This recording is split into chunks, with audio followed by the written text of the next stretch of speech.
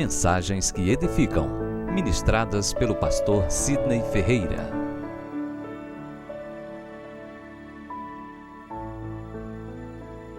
Graças e paz, amados, amém? Louvado seja Deus por esse momento tão especial em sua presença, onde nós nos sentimos renovados. Quantos se sentem renovados aqui? Amém. Como bom é buscar a Deus, né? Melhor ainda quando nós encontramos. Porque Ele permite ser achado por aqueles que o buscam de todo o coração. Daniel capítulo 6, versículo 10.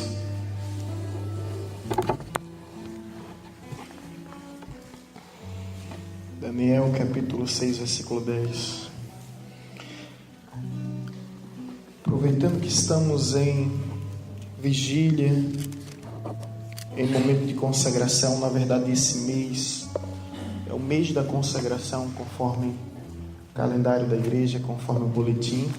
Nós estamos no ano da decisão, no mês da consagração, e esse ano é tão decisivo na história do nosso país, no curso, no rumo, que, querido, eu acho difícil encontrar um ano tão relevante quanto esse. Esse é o tempo de orarmos, é chegada a nossa hora.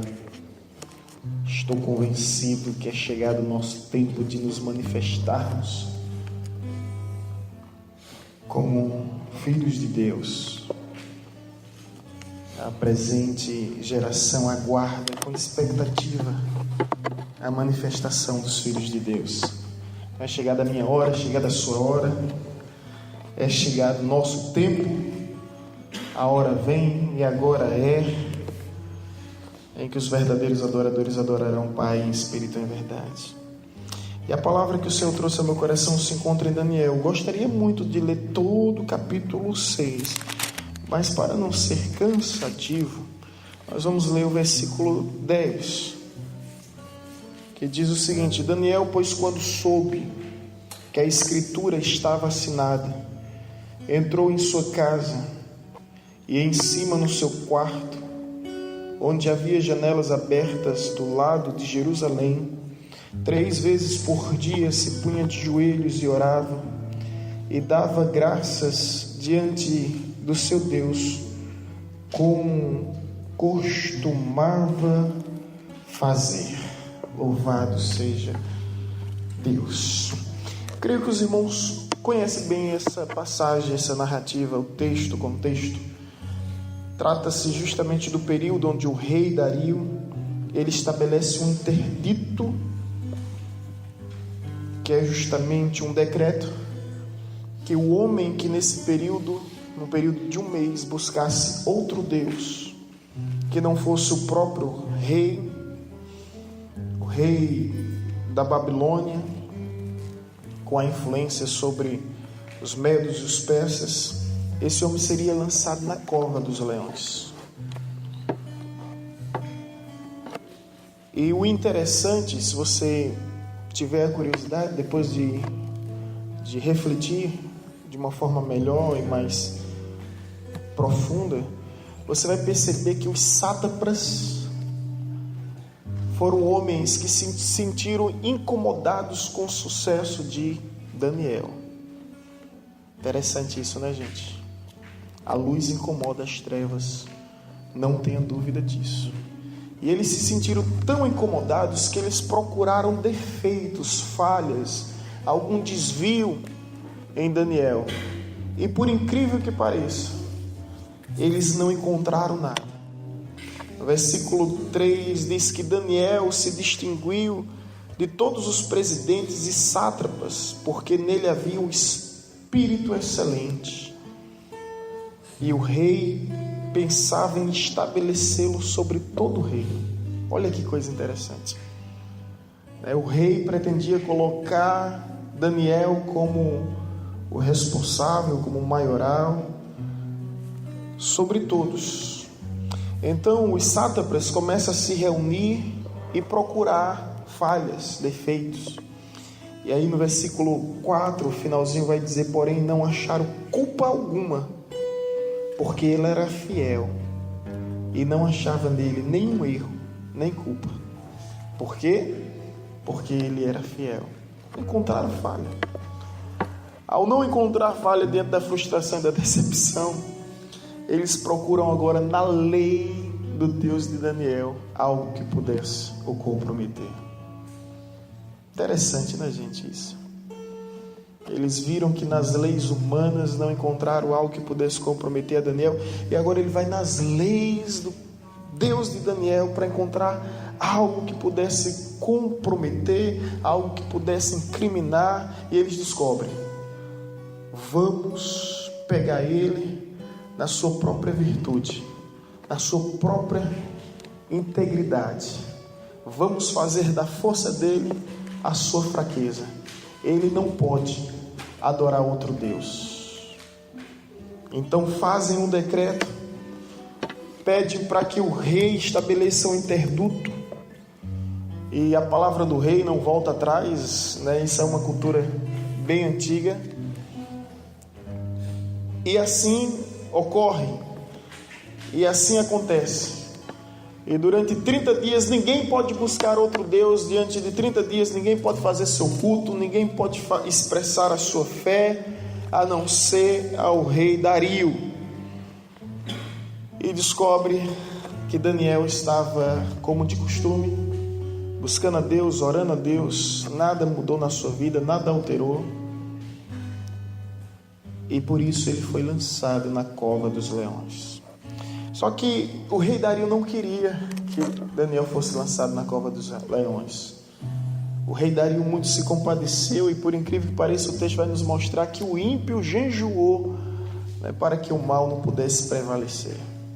Finalzinho, eu conto o que aconteceu.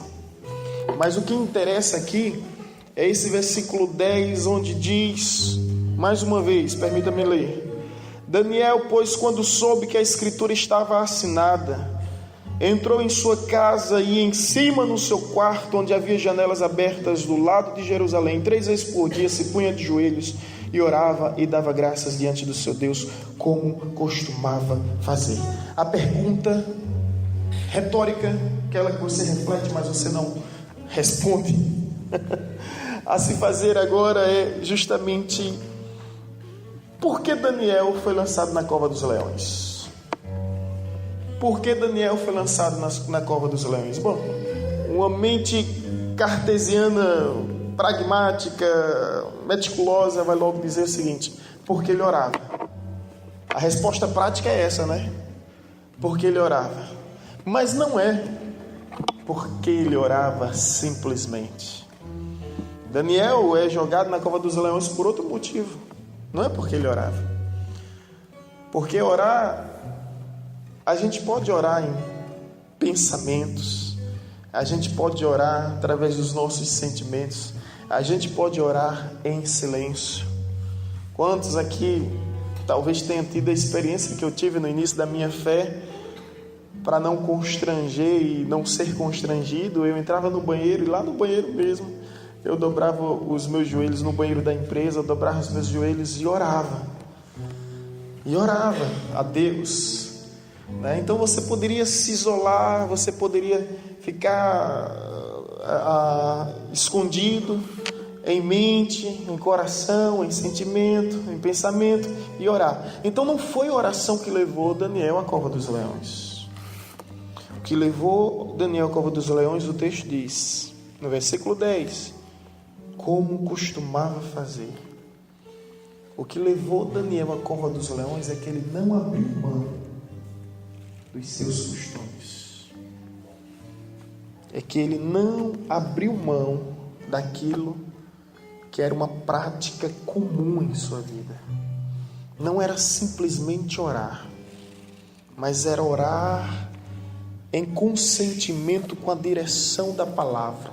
Janelas abertas para Jerusalém. Você entende isso? Não é simplesmente orar, mas é orar na direção e na orientação da palavra é orar em exposição. Porque toda vez que ele estendia suas mãos sobre as janelas em direção a Jerusalém, ele estava de alguma forma se expondo.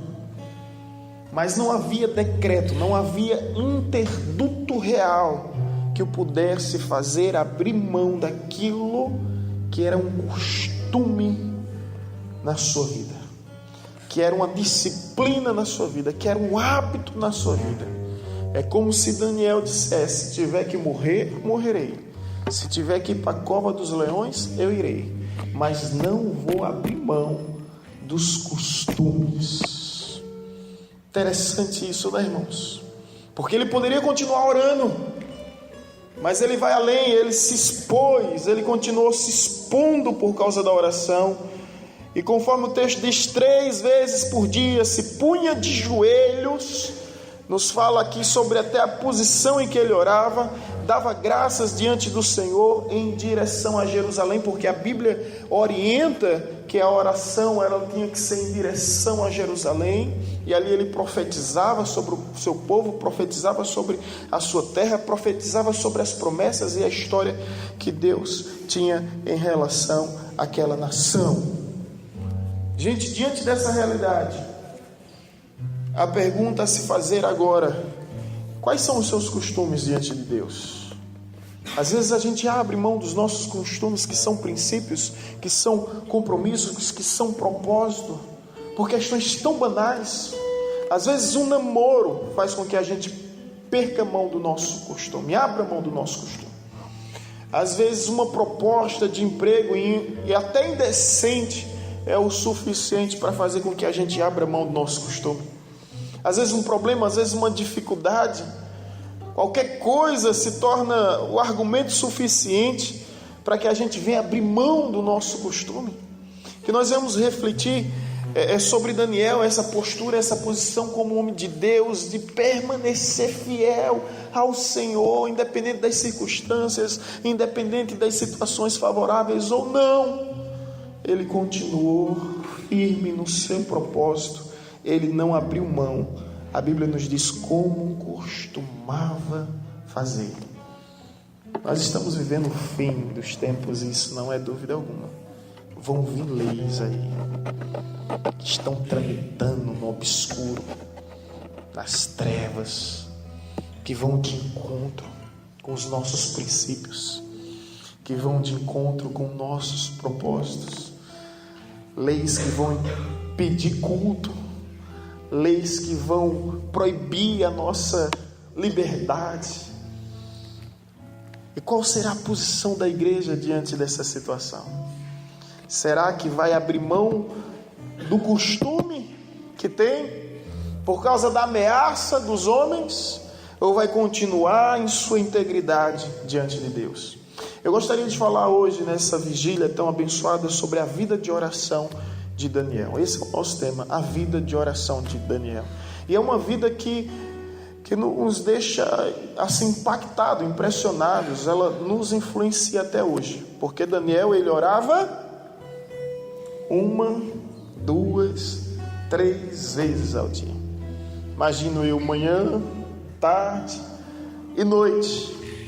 Ele orava. Ele não orava escondido, ele não orava publicamente. Ele não orava aleatoriamente, ele orava em direção a Jerusalém. Ele orava de joelhos, estabelecendo propósito com Deus.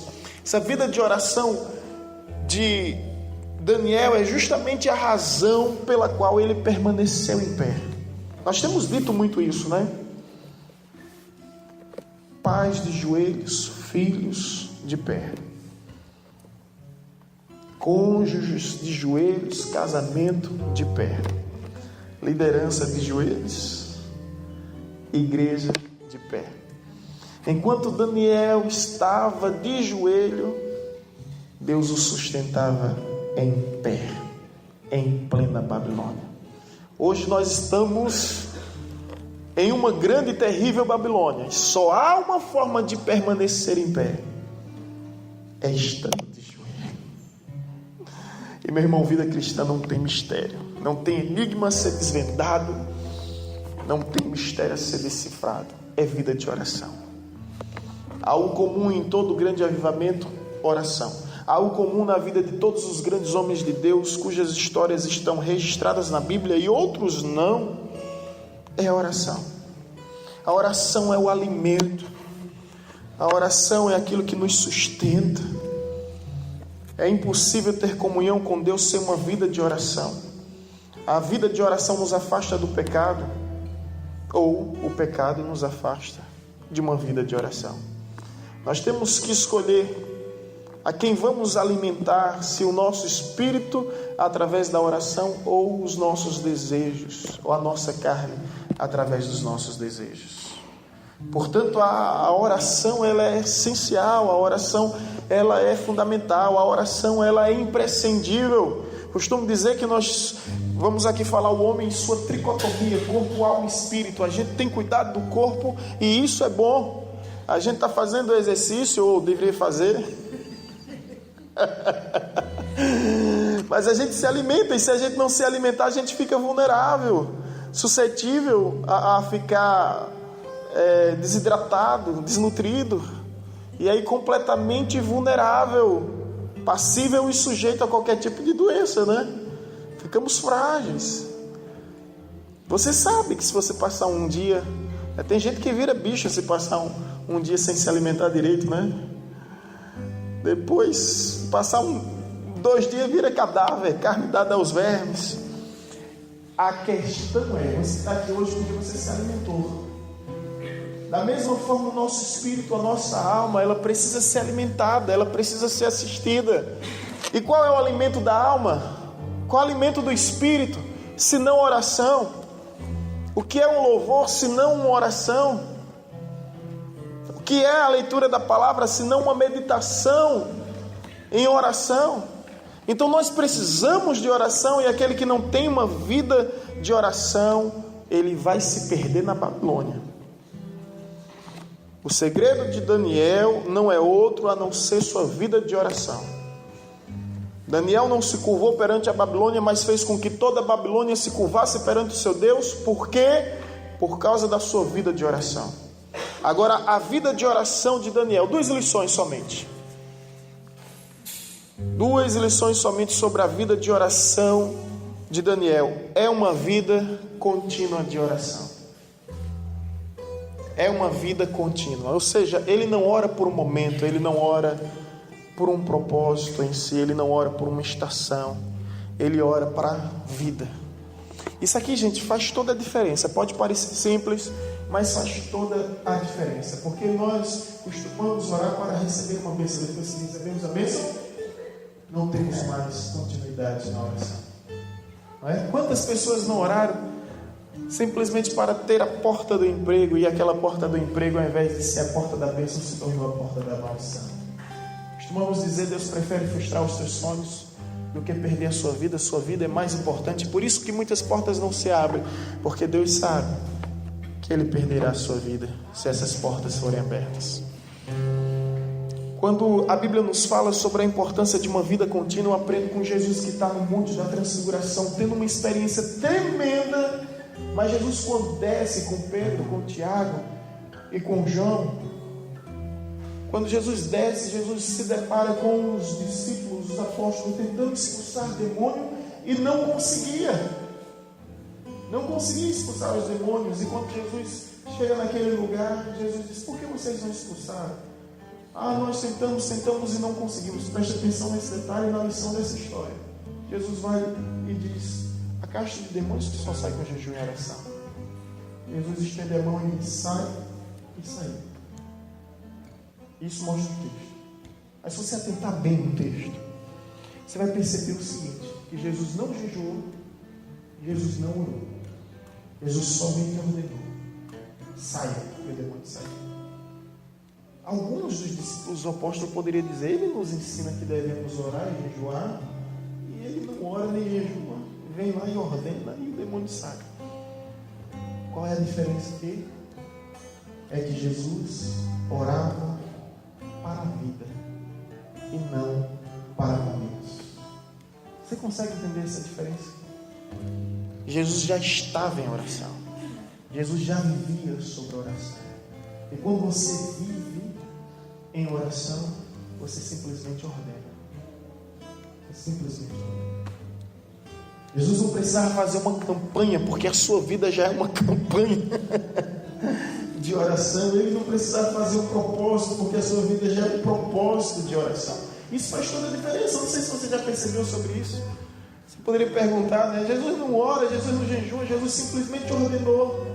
E os discípulos entenderam a lição que nós não devemos orar por um momento ou para um momento. Nós devemos orar por uma vida, por toda a nossa vida.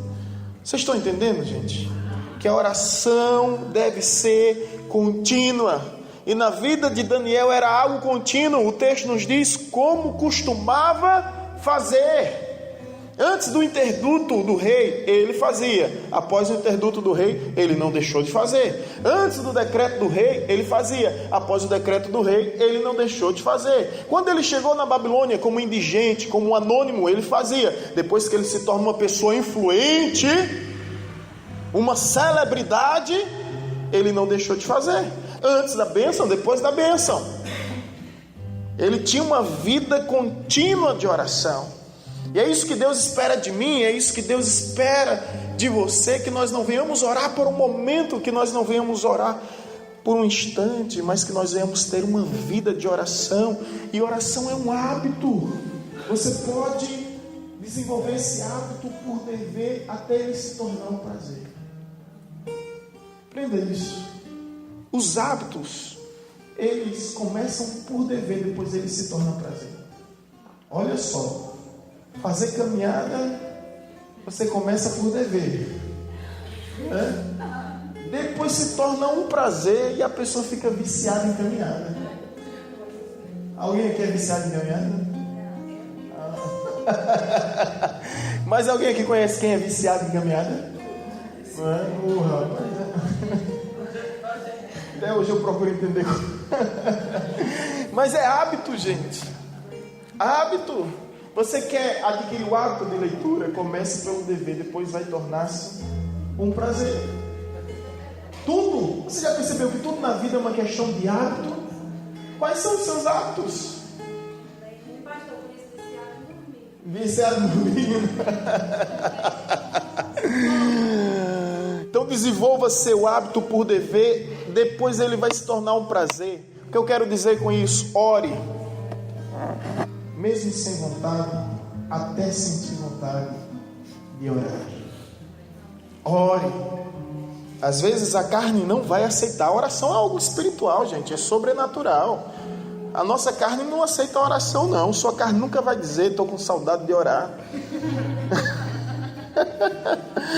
Sua carne vai dizer: estou com saudade de dormir, estou com saudade de comer, estou com saudade de assistir Netflix uma temporada toda, numa madrugada toda.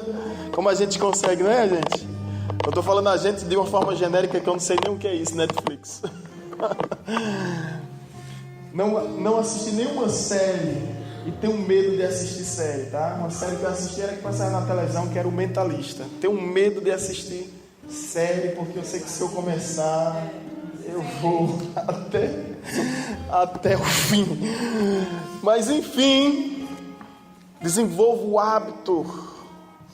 Saiba que não vai ser fácil, mas quando você se habituar, você não consegue viver sem oração. Você não consegue viver sem oração. Então a vida de oração é uma vida contínua. Agora a segunda lição é uma vida comprometida. Daniel estava completamente comprometido. Haja o que houver, custe o que custar, aconteça o que acontecer, eu não vou abrir mão dos meus compromissos. Daniel demonstra um homem aqui completamente comprometido com a vida de oração. Às vezes nós não temos esse compromisso com a oração. Às vezes nós oramos quando falta tempo. Às vezes nós oramos quando estamos em comunidade. Sozinho nós não conseguimos exercer essa disciplina. Mas quando estamos em comunidade, aí é mais fácil orar. Daniel nos mostra uma vida comprometida com a oração. Ele levou isso a sério, gente. Ele sabia do interduto do rei, ele sabia do decreto do rei, mas nada disso o impediu de viver uma vida de oração. Gente, eu não sei se você está entendendo aqui. Daniel disse assim: eu prefiro morrer do que viver sem orar. É isso. Você consegue entender que ele simplesmente poderia ficar trancado no seu quarto e ali orando e ninguém tinha acesso à sua privacidade? Mas ele vai além, ele abre as janelas, ele se ajoelha, ele estende suas mãos em direção a Jerusalém e não está nem aí para os sátrapas, os presidentes, os governadores, não está nem aí para nenhuma oposição. Eu disse hoje para alguns amigos: eu consigo viver com oposição e não tenho medo de oposição. Eu consigo viver com perseguição e não tenho medo de perseguição. Consigo viver com calúnia e não tenho medo de calúnia. Agora, eu não consigo viver com o pecado, porque eu tenho medo do pecado, porque o pecado, ele tira a minha integridade diante de Deus e faz com que eu perca a minha autoridade diante dos homens. Isso eu tenho medo. Moody dizia: me dá 100 homens para transformar o mundo, 100 homens que não temam nada a não ser o pecado.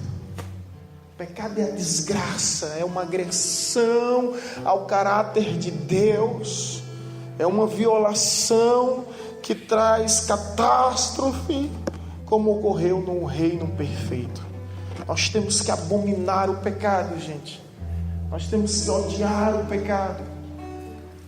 E eu vou lhe dizer uma coisa: cuidado com o pecado, porque todo pecado começa do orgulho. Lúcifer não foi expulso do céu simplesmente porque roubou, porque matou, ou porque se envolveu com a mulher alheia. Não, Lúcifer foi expulso do céu por causa do orgulho.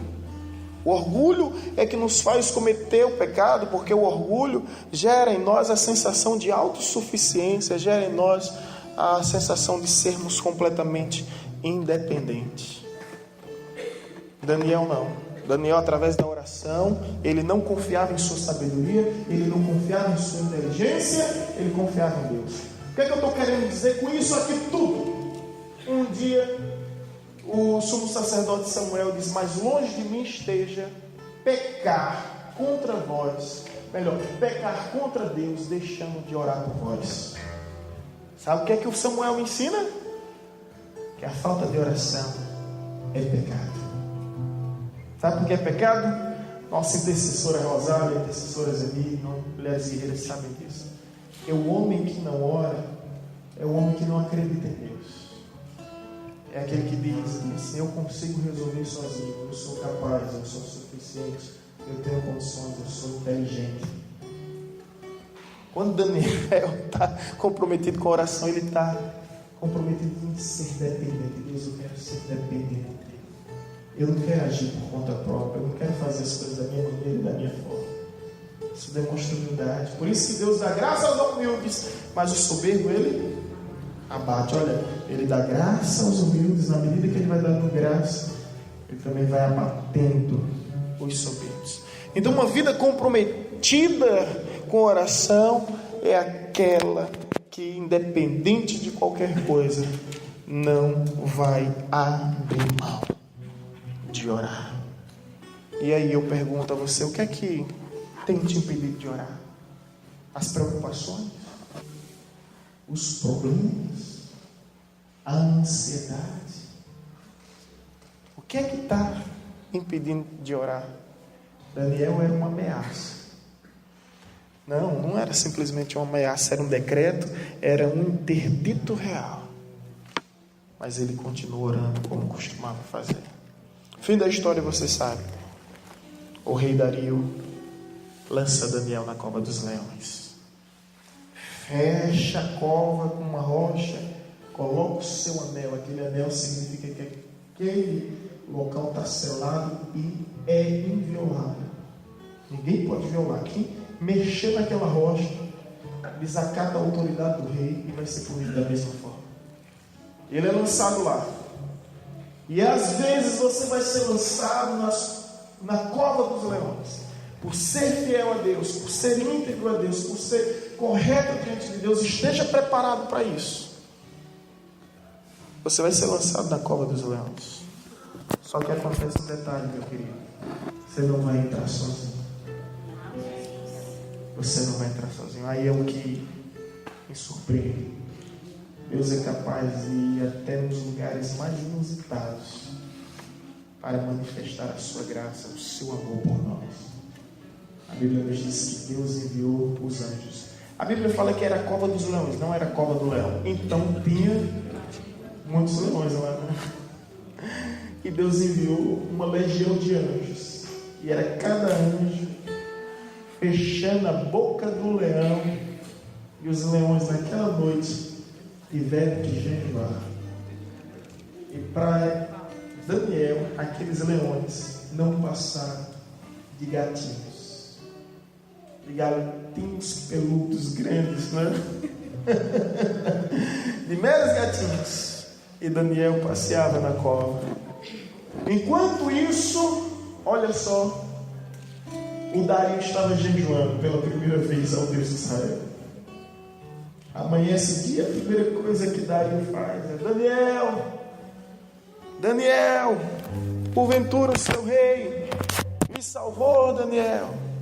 Daniel grita lá dentro: o rei vive eternamente. O rei começa a glorificar a Deus, começa a engrandecer a Deus. O rei fica tão revoltado, tão indignado, tão enfurecido, e ao mesmo tempo tão maravilhado, tão encantado com tudo que Deus fez, que ele coloca os sátrapas na cova dos leões. Ele fecha a rocha, e os sátrapas, nos diz o texto, que eles não chegaram nem a descer a escada, os leões já tinham devorado tudo. O que a gente aprende com isso, irmão? Sabe aquele ditado e aquele adagio popular: o feitiço voltará contra os feiticeiros? Deus cuida. Deixa eu te dizer que isso. Ocasiões interessantes. O Amã, o Agadagita, ele preparou uma forca para matar Mordecai. Eu não vou contar muitos detalhes dessa história, mas se você conhece bem a história, a forca que o Amã, o Agadagita, preparou para matar Mordecai, servo de Deus, homem justo, íntegro e temente, ele mesmo morreu na forca que ele preparou. Os sátrapas que criaram essa história da cova dos leões, eles mesmos morreram devorados pelos leões. E os homens que colocaram Sadraque, Mesaque e Abidnego na fornalha e foram esquentar 7 vezes mais, eles foram fulminados simplesmente em aumentar a temperatura. Enquanto isso, o texto nos diz que Sadraque, Mesaque e Abidnego saíram da fornalha, nem odor de fogo, de fumaça havia em suas vestes. Deus cuida dos seus. Deus cuida, Deus cuida, Deus cuida. Permaneça firme com sua vida de oração, sem temer a mal algum, mas na certeza que Deus tem cuidado de você, e todo o mal e toda a investida que estão fazendo contra você voltará sobre essas vidas. A palavra de Deus, gente. Daniel não pediu isso, Mordecai não pediu isso, Sadraque, Mesaque e Abidnego não pediu isso, mas esse é o caráter de Deus. Esse é o caráter de Deus. É o Deus que diz: não vingueis a vós mesmos, irmãos. A mim pertence a vingança e eu retribuirei. É como se Deus dissesse: olha, deixa comigo. Deixa comigo, agora viva na certeza que eu não deixarei passar. É forte isso, né, gente? É assim que Deus age. Deixa comigo, sai de cena, não suje suas mãos. Quem tentará acusação contra os eleitos de Deus? Se é o próprio Deus que justifica, não suje suas mãos, deixe comigo. Eu, Senhor, retribuirei. Como eu disse, eu não vou deixar barato, né? E assim aconteceu, e eles foram devorados. Se a história terminasse aqui, já estava bom demais. Já estávamos felizes e satisfeitos. Mas a história vai além, gente. Vai muito além. Deixa eu ler para vocês o versículo 21 que diz: então Daniel falou dentro da cova: o rei vive eternamente. O meu Deus enviou o seu anjo, fechou a boca dos leões,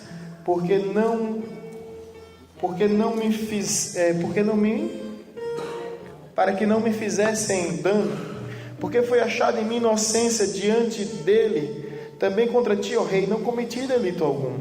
Então o rei se alegrou sobremaneira, mandou tirar Daniel da cova. Assim foi tirado Daniel da cova, e nenhum dano se achou nele, porque creram no seu Deus. Ordenou o rei, e foram trazidos aqueles homens que tinham acusado Daniel, e foram lançados na cova dos leões. Eles, cuidado, viu, gente? Seus filhos, suas mulheres, e ainda não tinha chegado ao fundo da cova, e já os leões se apoderaram deles e lhes esmigalharam todos os ossos. Nem os ossos sobrou para contar a história. Então o rei Dario escreveu aos povos, é aqui onde eu quero chegar, versículo 25. Se a história terminasse aqui já estava bom demais, já era um Deus suficiente para dar glória a Deus, misturar com aleluia, para pular, sapatear, marchar. Mas a história vai além. Versículo 25 diz: então o rei Dario escreveu aos povos e nações e homens de todas as línguas que habitavam aonde? Em toda a terra. Paz vos seja multiplicada. Faça um decreto pelo qual em todo o domínio do meu reino os homens tremam e temam perante o Deus de...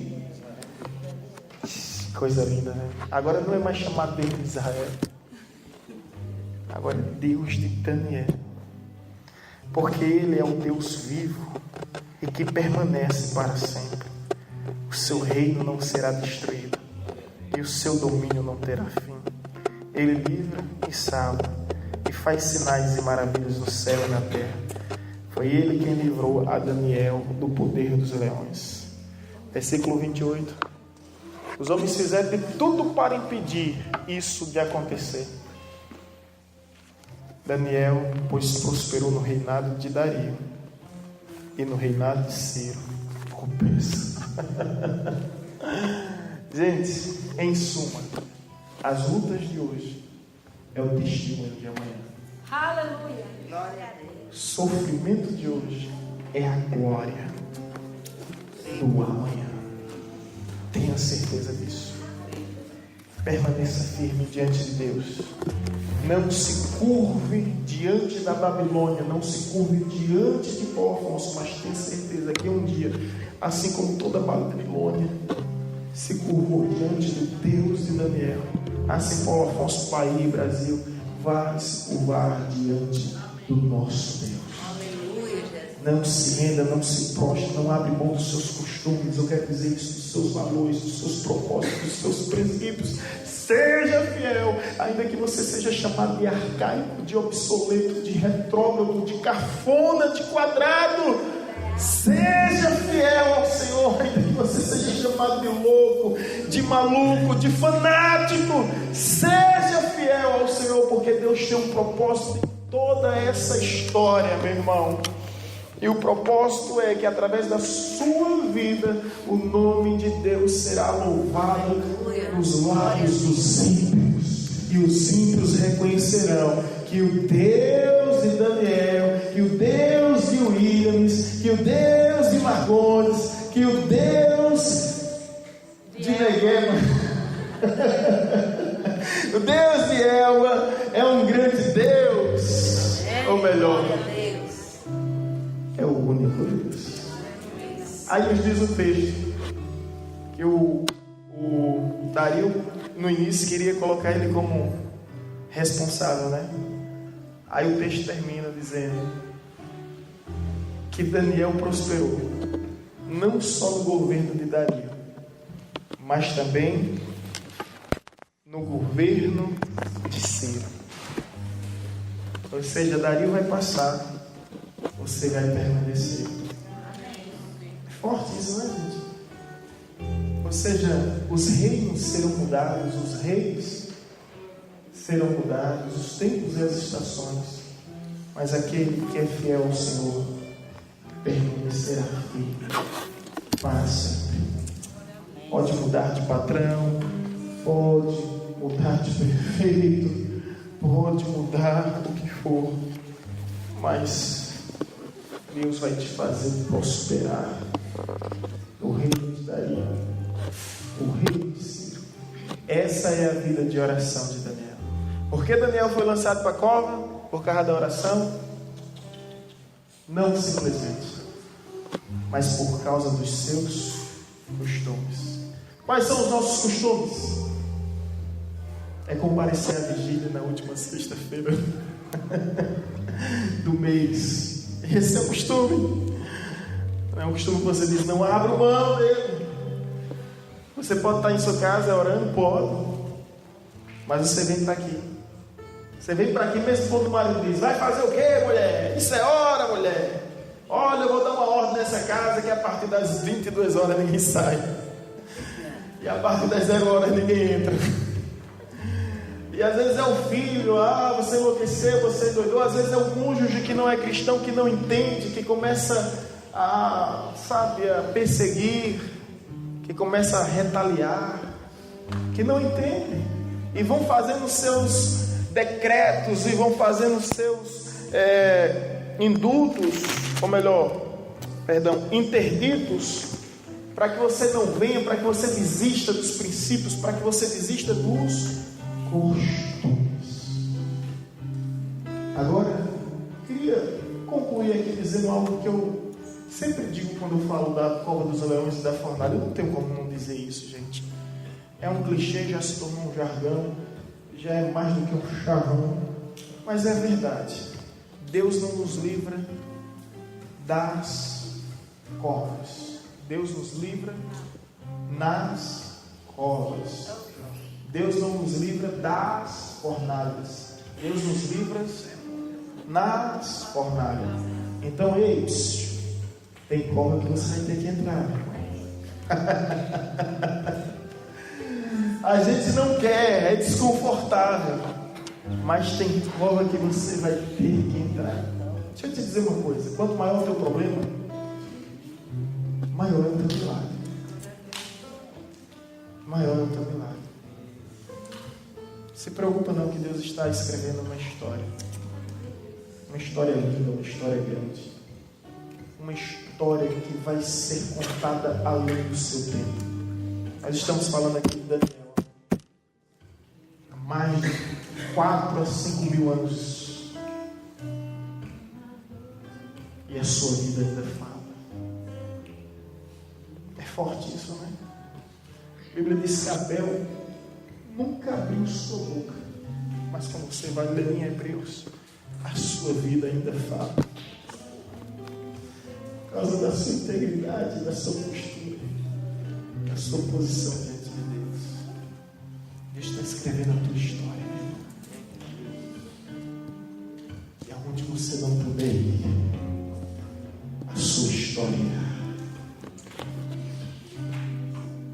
E muitos conhecerão que Deus fez isso. Então, há covas que nós vamos ter que entrar, mas não tem. Deus entrará conosco. Aleluia. Em Isaías 43 diz: não temas, ó Israel, não temas, ó Jacó, eu te escolhi, chamei-te pelo teu nome, tu és meu. Quando passares pelas águas, as águas não te submergirão. Quando passares pelo fogo, o fogo não te queimará, nem chama arderá em ti, porque eu sou o Senhor, o teu Deus. Deus não disse que você não passaria pelas águas. Deus não prometeu que você não passaria pelo fogo.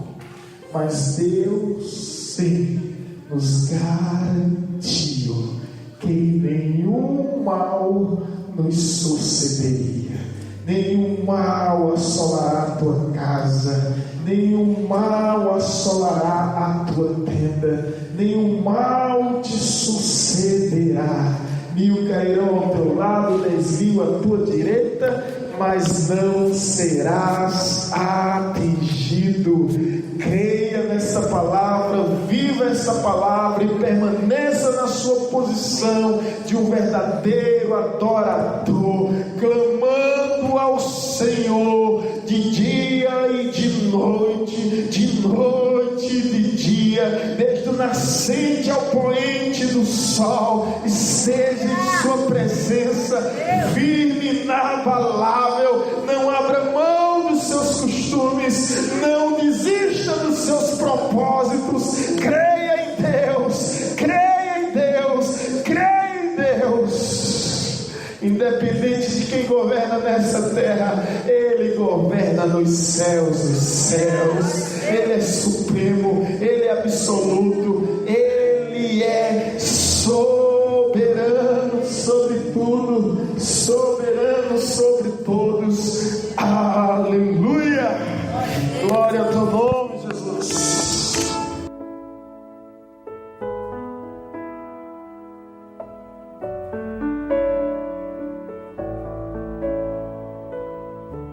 Você acabou de ouvir uma mensagem ministrada pelo pastor Sidney Ferreira, da Igreja Batista Evangelizadora.